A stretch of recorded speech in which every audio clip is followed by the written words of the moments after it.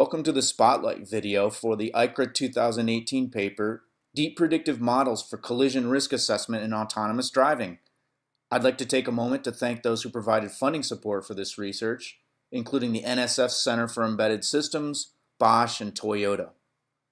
Autonomous vehicles are already on the road here in Tempe, Arizona, but the challenges faced by those vehicles are the same as those faced by human drivers. Sometimes road conditions deviate from the normal dry surface. To address this problem, we have been following a three-stage approach.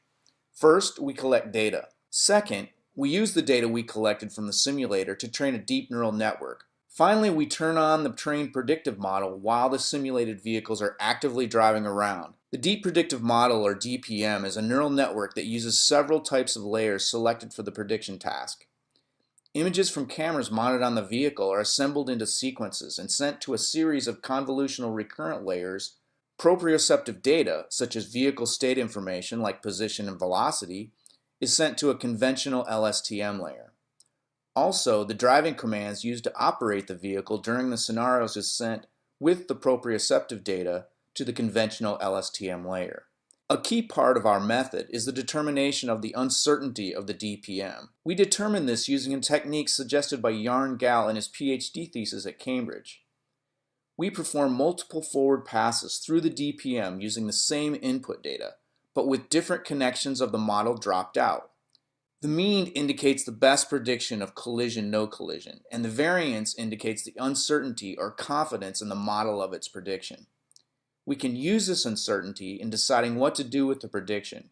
For example, we might hold off warning the driver or hitting the brakes if the uncertainty is high. Here we have a split-screen video showing the effects of our system.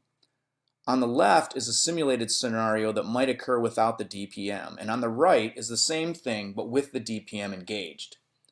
When a collision is predicted and the model is confident, the DPM output is used to trigger the forward collision warning light and activate the brakes on the red vehicle. Here is the view from inside the vehicle for the same scenario.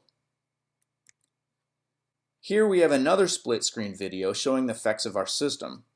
On the top is a simulated scenario that might occur without the DPM, and on the bottom shows the same thing but with the DPM engaged.